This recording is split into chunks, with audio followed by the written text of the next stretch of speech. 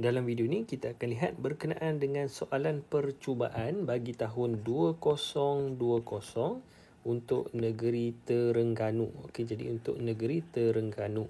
Jadi kertas ini anda boleh dapatkan daripada internet lah. Okay, anda boleh cari dekat internet. Dan kalau cikgu ada dia punya link, cikgu akan letakkan dekat ruangan komen di bawah. Jadi kita akan tengok berkenaan dengan 5 soalan yang pertama. Okey, keseluruhannya ada 50 soalan. Jadi kita akan lihat untuk 5 soalan yang pertama dahulu. Jadi yang pertama, ketumpatan laju pecutan dan cas elektrik ialah apa? Okey, jadi kita diberikan 4 pilihan jawapan. Kuantiti asas, skala, terbitan dan vektor. Jadi kita perlu nilai setiap satu ini yang mana yang kita boleh potong. Okey, jadi yang mana kita boleh potong. Yang pertama, kuantiti asas. Ini semua bukan kuantiti asas. Okey, kerana ketumpatan laju pecutan boleh diterbitkan, manakala cas elektrik dia juga boleh diterbitkan, ya. Q sama dengan IT. Jadi kesemua ini bukan kuantiti asas, maka ini bukan jawapan dia lah. Jadi untuk yang kedua adalah kuantiti skala. Jadi kuantiti skala, adakah dia kuantiti skala? Kita tengok ketumpatan, yes, dia kuantiti skala. Laju betul, okey, sebab yang kuantiti vektor untuk laju adalah laju.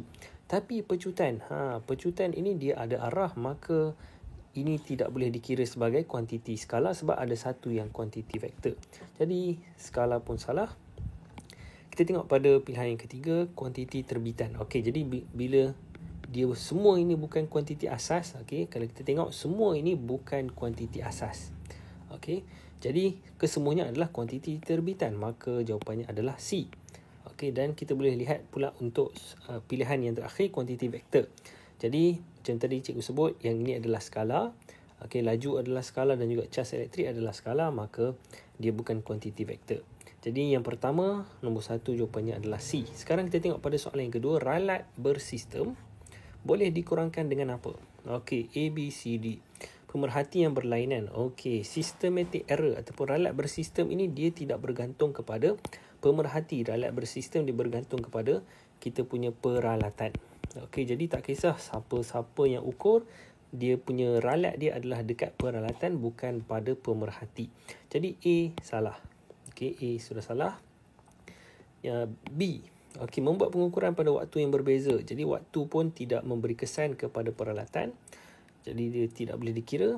Untuk C, mengulangi eksperimen dan kira nilai purata. Okey, ini betul kerana bila kita ada ralat pada peralatan, kita ulang eksperimen beberapa kali, maka kita akan dapat nilai yang berbeza bergantung kepada ralat peralatan tersebut. Maka kita akan boleh dapat dia punya nilai purata dia lah. Okey, supaya kita dapat lihat, kita dapat kurangkan dia punya ralat bersistem dia, ralat daripada peralatan. Manakala untuk D, mata pemerhati berserenjang dengan skala bacaan, ini berkaitan dengan ralat paralax. Okey, dia berkaitan dengan pemerhati lah, bukan berkenaan dengan kita punya peralatan.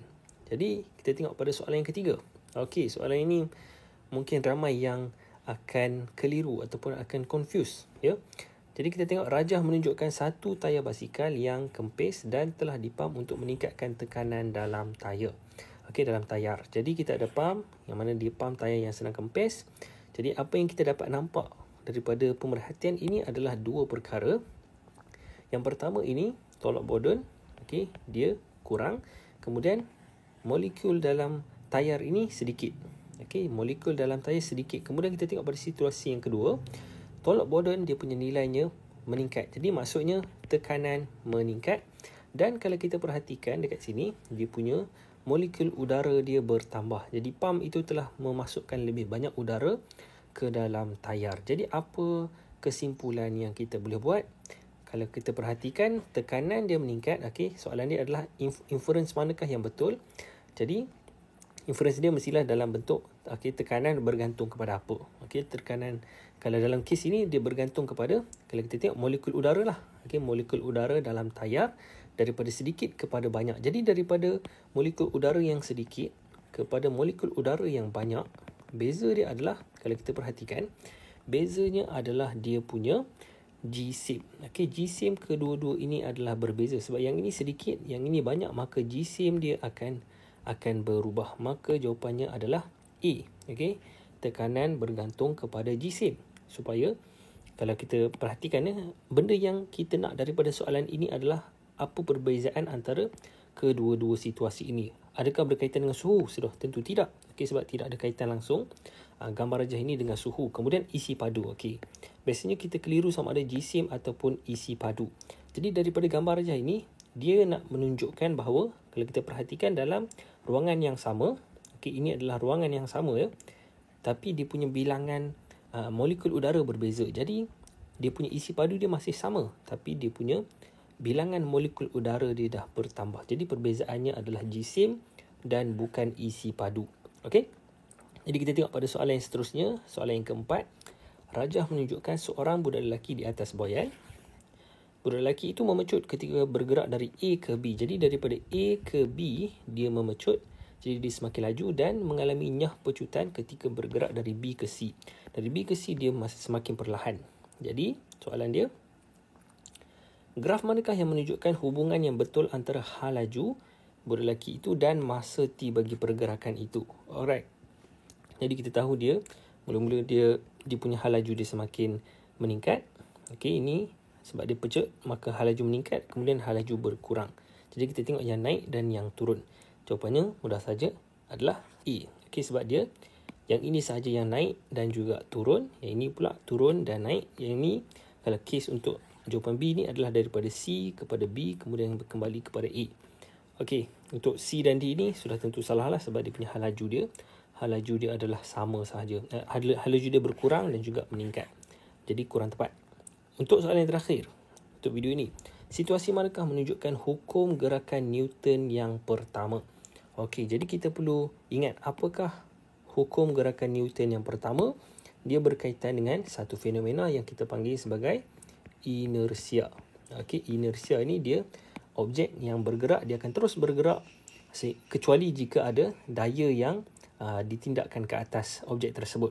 Jadi kita tengok pada soalan yang pertama, seorang budak menendang bola. Jadi ini kurang berkaitanlah dengan inersia, ini lebih kepada hukum gerakan Newton yang kedua ataupun berkaitan dengan impuls.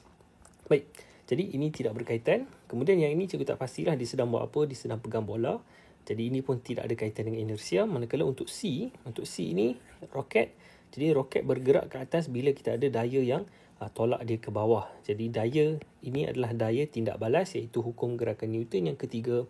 Dan kalau kita perhatikan yang ini, motor dia sedang bergerak, kemudian ada batu dan dia terpelanting ke depan. Jadi orang ini sedang mengalami inersia lah, fenomena inersia sebab dia terus bergerak. Okay, bila motor ini berhenti, maka orang ini dia tercampak ke depan disebabkan fenomena inersia. Maka jawapannya adalah D. Okay, jadi setakat itu saja untuk video ini. Untuk video seterusnya kita akan sambung bagi soalan 6 dan yang seterusnya. Jumpa lagi pada video yang akan datang.